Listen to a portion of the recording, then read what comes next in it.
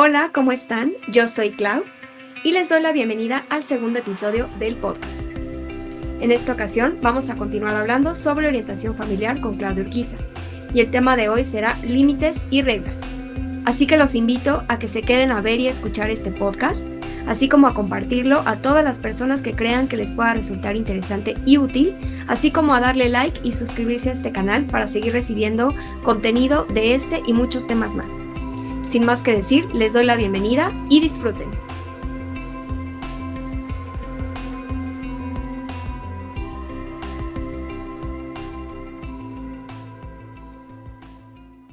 ¿Qué tal? ¿Cómo están? Estoy aquí con Claudia Urquiza. Claudia, muchas gracias por estar aquí nuevamente en el podcast. Me da mucho gusto saludarte y vamos a continuar con un tema sobre orientación familiar que es muy interesante, pero también muy desconocido, porque puede ser que muchos papás y mamás no sepan hoy en día qué es esto de la escuela para padres y que lo pueden aplicar como una herramienta para saber cómo educar a sus hijos. En esta ocasión vamos a tratar el tema de límites y reglas. Y bueno, en el episodio anterior ya habíamos hablado un poco de esto. Habíamos dicho que para evitar que los niños hagan berrinche, es bueno tener un buen sistema o implementar un buen sistema de límites y reglas. Entonces, me gustaría que empezáramos hablando, primero que nos definas qué es un límite, qué es una regla y cómo lo podemos implementar a los niños. Muchas gracias, muchas gracias por haberme invitado de nuevo. Primero quiero aclarar que no es nada más con los niños que hagan berrinche o hayan hecho berrinche. Aún habrá niños que nunca hicieron berrinche o que hagan muy pocos berrinche, pero los límites y reglas son necesarios para todos. Los límites y reglas es necesario en toda nuestra vida, también los adultos, en casa, en el trabajo, en la calle, en todo hay límites y hay reglas. Entonces es muy importante por eso que las pongamos dentro de casa. Un límite, ¿qué quiere decir? Que es hasta dónde puedo llegar. Y esto es muy común en los niños pequeños que siempre están como, bueno, y también los adolescentes que están viendo hasta dónde puedo llegar con mi papá, con mi mamá, en permisos, en cosas que quiero, ¿sí? Y este es el límite. Yo tengo que establecer hasta aquí puedo llegar y para establecerlo tengo que estar muy consciente de qué límite estoy poniendo para que no se pasen. Yo soy el adulto y yo soy la que tengo que ponerle ese límite precisamente de hasta dónde llegan. Y las reglas son todas aquellas actividades que debo seguir para tener una sana convivencia. Una manera muy fácil que yo encuentro para explicarles a los niños y adolescentes cómo son las reglas son con los juegos de mesa o con los deportes. En todo deporte, en todo juego de mesa hay reglas para poder tener ese juego y esa sana convivencia y que funcione. Tiene que haber reglas. En un deporte hay reglas, fútbol, básquetbol, en todo hay reglas. Entonces, decirles que esas son las reglas, que probablemente las reglas de casa habrá muchas que no les gusten, pero no todas las reglas nos tienen que gustar, pero sí las tenemos que seguir. Y entonces esa es la regla. Y una regla muy importante para nosotros es que tengo que hacerla cumplir para que funcione. Procuren no imponer, aunque no es que la educación sea muy laxa ahora de vamos a ver cómo le hago, no se enoja mi hijo, no se trata de que no se enoje, pero cuando yo impongo es más difícil que lo cumpla. Entonces hay que hacer como de una manera amable, sí lo estoy imponiendo, pero no lo hago notar tanto. Estas reglas son las que funcionan para que la casa funcionemos en familia, porque si yo vivo sola, pues yo puedo hacer esto o no lo hago o sí lo hago, pero cuando vivo con alguien, cuando vivo en una comunidad, la comunidad me va a exigir que yo tenga ciertas reglas para que estemos viviendo sanamente, para que la convivencia sea más fácil. Entonces, una cosa es, no, quítense un poquito la palabra imponer y pongan reglas, nada más. Otra cosa es, no amenacen, no, en este ejemplo que das es muy importante, es decir, si no te comes las verduras, no juegas. No, que eso lo vamos a hablar un poco más adelante en esto de las consecuencias, que sea una consecuencia lógica, no tendrá nada que ver el que no come verduras con que no juega. Un niño necesita jugar. Algo para tener un sano desarrollo en un niño es el juego. Entonces, no confundan una cosa con otra, pero sí le pongo la regla de la casa es que por lo menos te comas una verdura. Ya te puse 2 o 3, cómete una. Y jugando, tratando de hacer las cosas más amenas, más divertidas, puedo lograr que la cumpla. Pudiera parecer que es lo mismo entre imponer reglas y establecer reglas, pero la línea puede ser muy delgadita, pero sí hay una gran diferencia, porque entonces el niño no lo siente justo como una imposición, sino como algo que simplemente tiene que hacer y obviamente será tu responsabilidad explicarle el por qué, ¿no? El por qué tiene que hacer la tarea, por qué tiene que comerse sus verduras, por qué tiene que, no sé, lo que sea, ir a la escuela. Entonces el niño entiende por qué tiene que hacer las cosas, en qué momento, de qué manera, pero no lo siente como una imposición. Entonces creo que es muy importante eso, ¿no? Como establecer reglas, no imponerlas. Exacto, más que imponer, hay cosas que hay que hacerle entender a los niños, que hay cosas que son obligaciones, que hay cosas que aunque no nos gusten, las tenemos que hacer. Entonces, esa regla no te gusta tanto, mi amor, pero hay que hacerla. Una cosa bien importante es el ejemplo que yo doy. Si a mí me oye quejándome siempre de todo, el niño se va a quejar de todo. Entonces, para que yo pueda no imponer, tengo que decir, mi obligación es trabajar, pero también me gusta. A veces, no tanto, a veces tengo cosas que no me, pero las tengo que hacer. Entonces, más que imponer, pónganles este ejemplo de, hay obligaciones que a veces no nos gusta hacer, pero las tenemos que hacer. ¿Te gustaría saber qué tan flexible puedes ser con estos límites o reglas que le impones a los niños? Es decir, sabemos que a lo mejor imponemos ciertas normas en casa, pero a lo mejor estando fuera podemos ser un poquito más flexibles. Ese es, desde mi perspectiva, creo que podemos, funciona de esa manera también. Pero me gustaría que tú me dijeras qué tanta flexibilidad puede haber o si definitivamente hay que ser como muy estrictos y siempre como mantenernos en esa línea. Bueno, primero quiero decirles que las reglas hay que distinguir de dónde son. Tienen que ser unas reglas en casa, otras reglas afuera. No puede haber las mismas reglas. ¿Por qué? Porque el contorno, el ambiente, todo lo que nos rodea es diferente. Igual las reglas, yo no puedo poner reglas en la casa de la abuelita o en la casa de la tía o en la casa de la amiga. Cada quien pone sus reglas.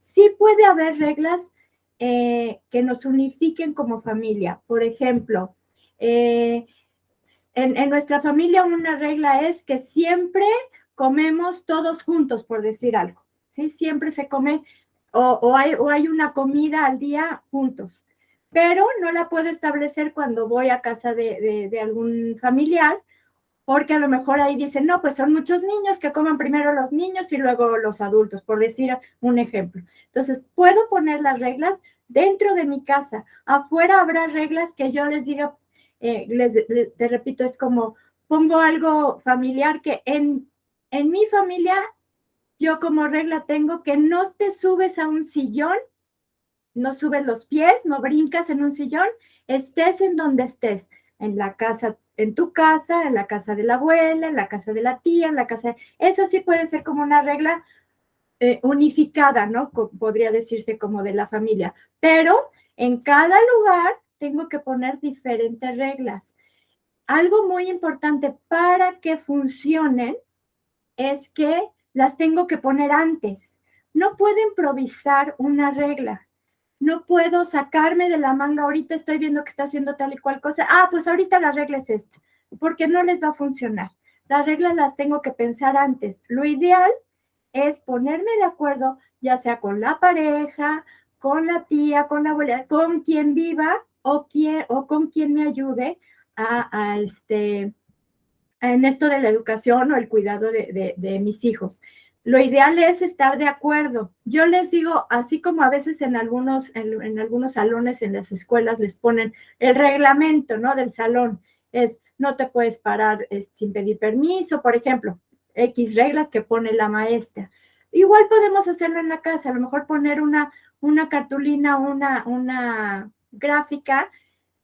Y en los chiquitos ayuda mucho que nos ayuden, a lo mejor hacerlos con dibujos, hacerlo, vamos a poner las reglas y las vamos a pegar en una pared para que se sepa cuáles son las reglas de la casa. Esto de la flexibilidad va a importar mucho según qué tipo de regla sea, ¿no? Si es universal o si está un poco más enfocada al lugar donde estamos, con quién estamos y demás. Algo que también mencionabas que creo importante rescatar es no improvisar. Es decir, es importante que como papás tengan muy bien definidas las reglas que le van a poner a sus hijos, pero además de eso, también con anticipación. Es decir, no puedes llegar como a la situación que no quieres que pase y en ese momento poner la regla, ¿no? De no hacer esto. Una cosa muy importante es no le podemos poner las mismas reglas, quitando estas de las que como tú llamas universales o que son únicas para la familia, que sí habrá algunas, pero todas las demás sí tenemos que ver, depende de la edad y de las situaciones y de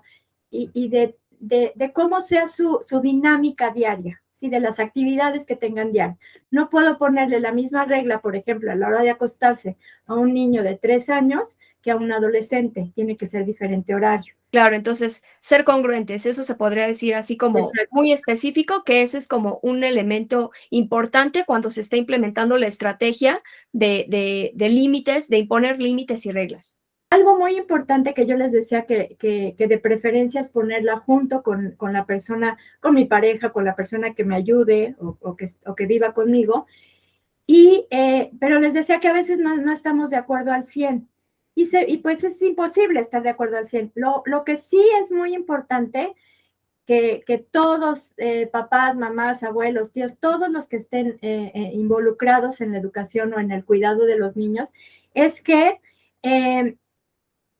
si no están totalmente de acuerdo, cuando se vaya a ejercer eso de, ¿te acuerdas que esta es la regla? El otro no le quite autoridad.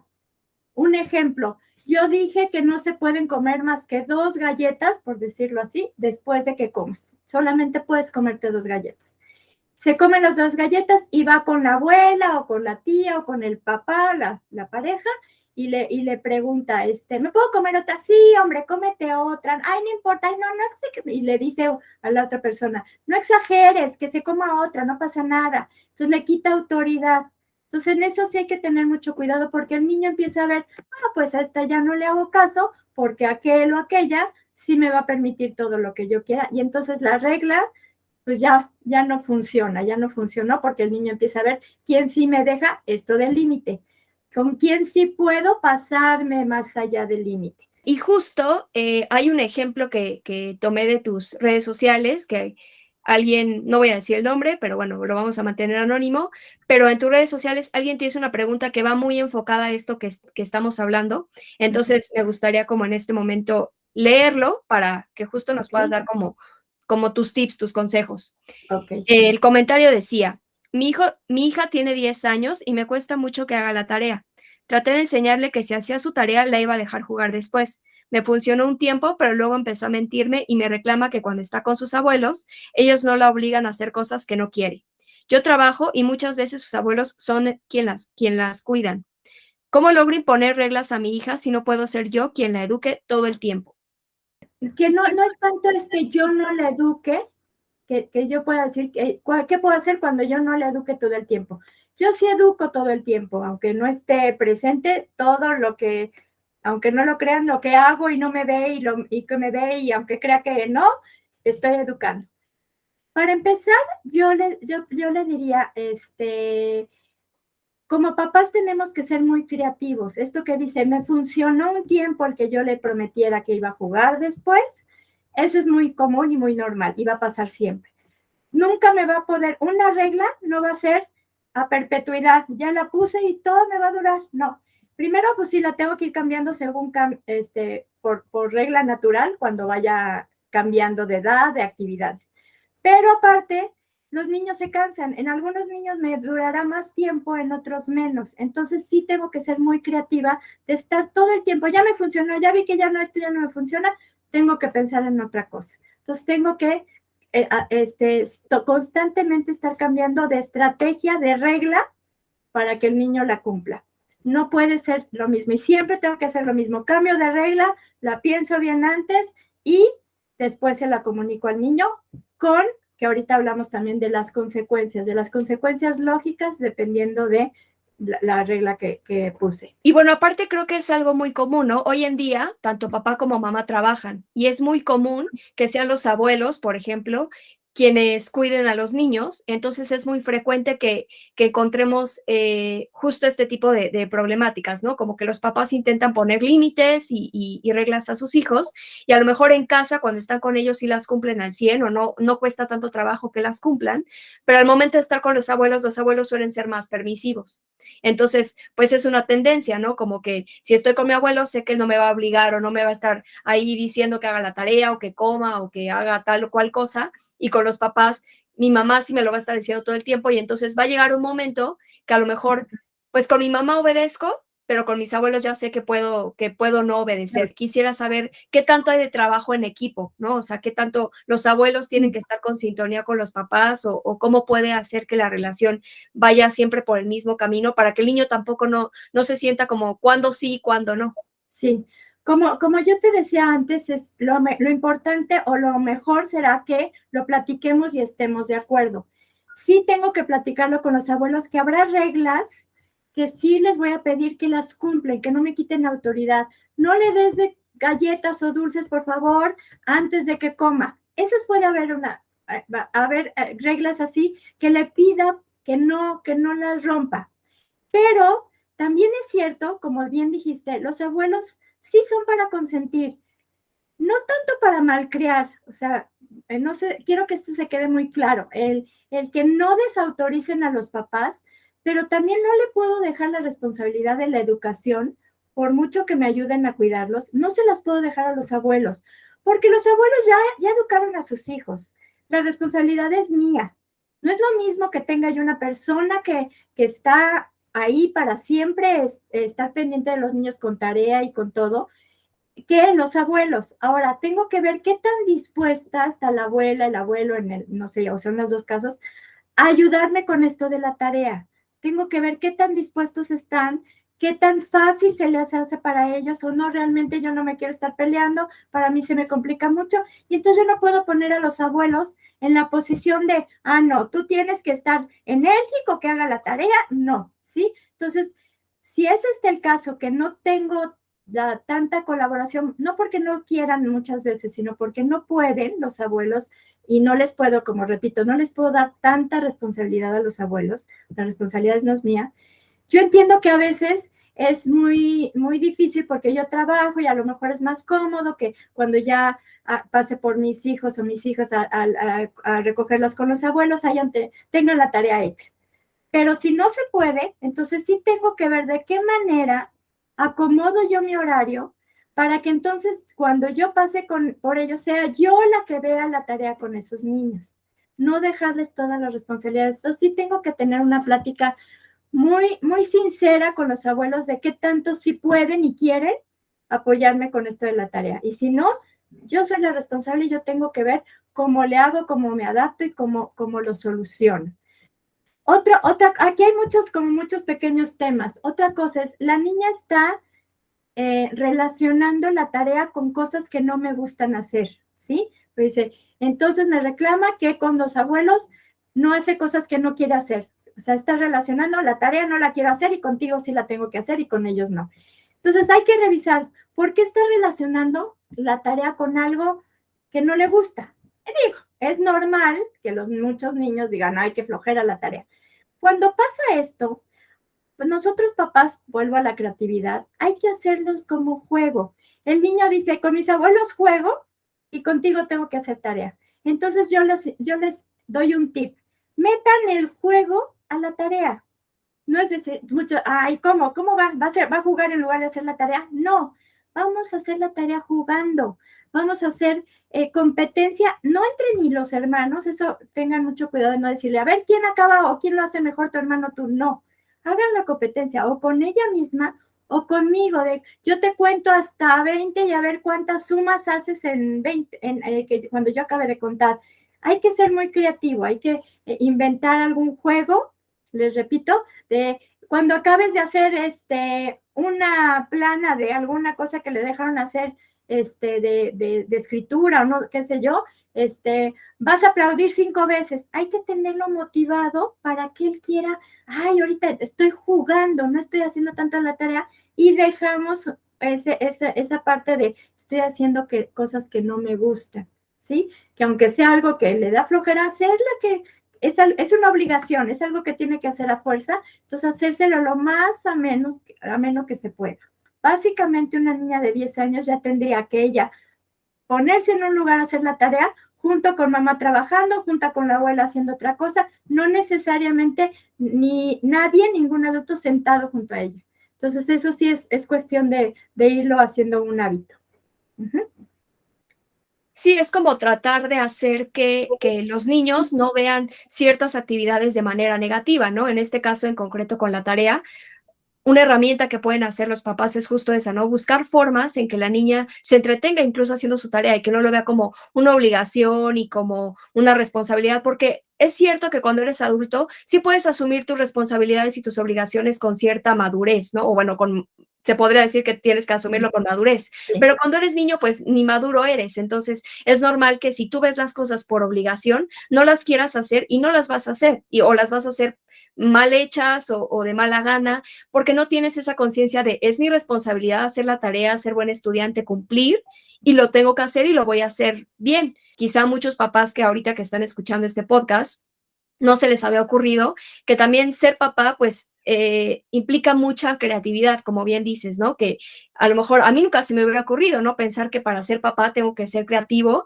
que la educación de mis hijos tengo que ser creativo justo para que, pues, ellos les guste hacer las cosas, no se sientan obligados o forzados, porque tampoco se trata de imponer reglas, no se trata de ser autoritario, ¿no? Y ahorita quiero profundizar un poquito más en ese tema, pero a lo que voy es, no se trata de simplemente ordenar y que el niño obedezca como robot, sino que entiende el niño por qué se hacen las cosas, cómo se tienen que hacer, y para eso, pues él lo tiene que sentir de una manera más orgánica, digamos, ¿no? Y para eso se necesita que los papás sí se den el tiempo de echarle un poquito de creatividad ahí al tema de la educación, pues para que justo ni sea difícil para ellos, o sea, ellos mismos se faciliten la vida y los niños también lo sientan como algo, como acabo de mencionar, algo más orgánico, más sencillo, que no se sienta forzado.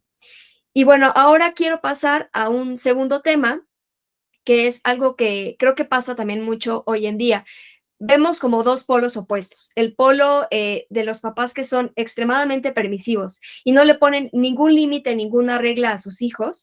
Y por el otro lado están los papás que son muy exigentes y son muy controladores en cuanto a lo que sus hijos hacen, dicen, incluso piensan, ¿no? Entonces, ¿cómo encontrar ese punto medio? No llegar a la exigencia total, ¿no? Que el niño tenga libertad de hacer cosas y de expresarse de la manera como él lo sienta, y tampoco llegar a ese punto de decir que él haga lo que sea, ¿no? Yo oigo muchos papás o abuelos, sobre todo, que decían, no, a mí con la mirada me manejaban, o sea, nada más me veían y yo ya sabía que me tenía que callar, que tenía que sentar. Sí, entonces nos fuimos de un tipo de crianza, autoritaria, de que solamente con los ojos y ya te callas y no dices nada, al permisivo. No digo que todos, no digo que sea lo normal, pero sí hay muchos que ahora no les va a hacer daño, se van a traumar, entonces quiero hacer las cosas a lo mejor tan diferente porque fueron así conmigo, que me voy al otro extremo, como tú dices, al permisivo, al que todo hagan y que yo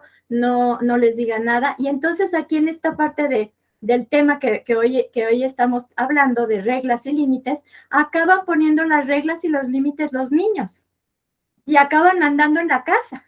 ¿Sí? Ellos acaban diciendo qué se hace o no se hace porque yo soy tan permisiva que ni me doy cuenta, a veces es tan sutil eso, que a veces ni me doy cuenta que el niño ya está decidiendo todo lo que se hace en esa casa. Entonces tengo que tener mucho cuidado. Una de las cuestiones que en lo que se cae, el por qué se cae en esto es porque tenemos confundido la palabra autoritarismo con autoridad. Ser autoridad es ese punto medio y ser autoridades es poner reglas y ser firme, como lo decía yo en el tema de berrinches. Para que me funcione, tengo que ser firme. Pensar qué regla voy a poner, pensarla bien. Pensarla bien, ¿a qué me refiero? Hay veces que digo, como les decía, de repente me saco de la manga o al vapor, ahorita se portó mal, entonces, o la pongo ya como regla establecida de que si en toda la semana no hiciste la tarea o no te comiste bien o X cosa que yo quiero que haga toda la semana bien, el sábado no vamos a ir, no vas a ir, primero digo, no vas a ir a la fiesta de tu primita, ¿sí? Y ya lo dije y ya la niña lloró y me hace el berrinche y todo, porque ya le dije, no, ya, sí. Tengo que poner esa regla para cumplirla. Eso es lo primero. Si yo no, eso es ser autoridad, hacer cumplir la regla. Pero aquí, ¿qué pasa? Que a la hora que me doy cuenta lo que dije, pues si todos vamos a ir el sábado a la fiesta, también no voy a castigar también a los otros niños, o si no hay otros niños, pues yo soy la tía o soy la, no sé, de la familia y ya quedamos si quiero ir ahí. Entonces no se trata de que ahora todos nos vamos a molar porque la niña, y entonces ahí es donde empieza a manejar la niña o el niño, porque dice, bueno, pues no fuimos nadie, pues nadie, todo el mundo se perdió de la fiesta, porque no la voy a dejar sola. Entonces es lo que tengo que pensar, ¿la voy a dejar sola? No, no la puedo dejar sola. Entonces tengo que pensar que esa regla no la puedo poner. Por eso entonces tengo que pensar, para ser autoridad, tengo que básicamente cumplir esa regla que estoy poniendo. Y para poderla cumplir yo, tengo que pensar antes todos los pros y los contras que tiene el poner esa regla. Hay que ser congruentes con los límites que imponemos, pero también con las consecuencias de que esos límites o esas reglas no se cumplan. Y ahorita Claro. que estamos hablando de consecuencias, es un tema muy interesante también que quería preguntarte sobre qué tan bueno es poner castigos cuando una regla se rompe o no se cumple, o cómo saber qué tipo de castigos poner, ¿no? Porque a lo mejor estamos castigando demasiado por algo que es insignificante, o a lo mejor estamos minimizando la acción cuando sí se debería poner un castigo mayor. Entonces, ¿cómo saber qué tipo de castigos poner justo cuando estas reglas se rompen? Yo les he dejado de llamar castigos por algo, porque asociamos castigo como algo que le haga daño.